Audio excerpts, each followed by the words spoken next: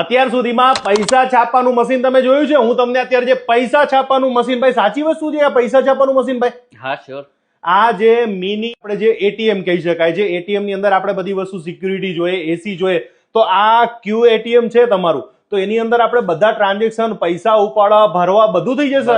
બધું જ આમાં કરી શકશો. બેંકો બંધ થઈ ગઈ તોય ચાલે? હા હા હા, બેંકો બંધ હોય તોય કોઈ ઇશ્યુ નથી. તમે આ ગમે તે ટ્રાન્ઝેક્શન કરી શકો. ગામડાઓમાં થોડું ચાલે સાહેબ? ગામડાઓમાં તો ફર્સ્ટ ક્લાસ ચાલશે સાહેબ. ગામડાઓમાં ચાલશે? ગામડામાં તો સારામાં સારું ચાલશે ભાઈ. અત્યારે જે તમે એટીએમ જેવી તમે તમારા ઘરની અંદર તમારે કદાચ રાખવું હોય, તમારી ઓફિસ હોય, અથવા તમે જો ટ્રાન્ઝેક્શન કરતા હોય, તમે દુકાન હોય, કરિયાણાની દુકાન હોય, અથવા કોઈ પણ પાનનો ગલ્લો હશે, તોય તમે આ મશીન લઈ લીધું એટલે એ લોકોને પૈસા છાપવાનું ચાલુ રહેશે આ લાઈફ ટાઈમ સુધી. અને બેંકમાં પૈસા મળવાના કે કેવી રીતના મળવાના, પૈસા કેવી રીતના મળવાના? તમારા બીસી એકાઉન્ટમાં તમને એનું કમિશન મળી જશે. ઓકે. ડેલી સાંજે 5 વાગે.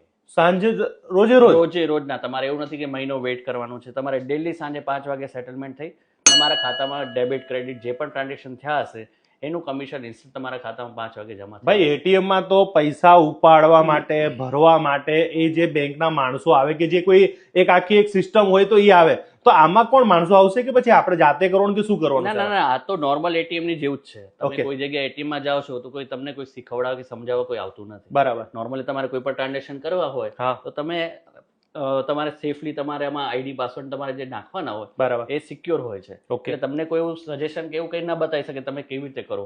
ખાલી એ બતાવી શકે કે આ રીતે ટ્રાન્ઝેક્શન થાય છે અને તમારું પર્સનલ ટ્રાન્ઝેક્શન તમે નોર્મલમાં જે નોર્મલ એટીએમ માં કરો છો એઝ ઇટ ઇઝ આ એટીએમ માં કરી શકો છો. એટલે જે એટીએમ માં સુવિધા હોય એ જ વસ્તુ આમાં હોય. મેઇન આના આપણું યુએસપી શું છે કે એની બેંક કેશ ડિપોઝિટ મશીન છે. બધા જ કેશ, કોઈ પણ બેંકના ખાતામાં તમારે પૈસા જમા કરાવો તો આ તમે મશીન થ્રુ કરાવો. હું બેંકનું નામ નહીં આપું, પણ દાખલા તરીકે મારા બેંકમાં એકાઉન્ટ છે, કોઈ પણ બેંકનું એકાઉન્ટ છે, તો મારે એ જ ખાતામાં, મારે એ જ બેંકમાં એટીએમ માં ભરવાના થાય, તો આમાં એવું ખરું કે આમાં બધા લાગે? બધા જ એટીએમ માં. હવે તમારું કોઓપરેટિવ બેંકમાં એકાઉન્ટ છે તો પણ તમે આમાં જમા કરી શકો.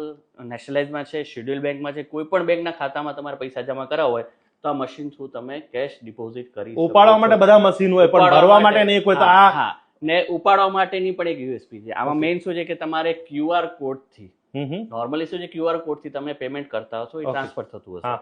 આપણામાં એક છે કે ક્યુઆર કોડ થી પણ તમે કેશ વિથડ્રોલ કરી શકશો. ઓહો. અને પછી ફિંગર વાળું કઈ છે? બાયોમેટ્રિક. નોર્મલી શું છે કે ગામડાઓમાં સિનિયર સિટીઝન લોકો હોય છે એના પાસે સ્માર્ટફોન ને હોતા નથી. ઓકે. તો એ લોકો શું કરે છે કે બાયોમેટ્રિક આંગળી નાખીને નાખે, પૈસા એ લોકો વિથડ્રો કરી શકે. ઉપડી જાય ને ભરી પણ જાય. ઓથેન્ટિસિટી માટે એનું થંબ જે છે સ્કેન થાય છે. હવે બીજી એક વાત જણાવો કે આ મશીન ખરાબ થઈ ગયું, કઈ પ્રોબ્લેમ આવ્યો ગામડામાં, પછી અમારે આ લઈને ક્યાં જવાનું છે? ના ના, નોર્મલી અમારે શું છે કે સર્વિસ ઇન્જિનિયર બધી જગ્યાએ છે જ અવેલેબલ છે. એટલે કઈ પણ ઇશ્યુ આવે છે તમને અહીંયા કોન્ટેક્ટ નંબર આપેલો છે,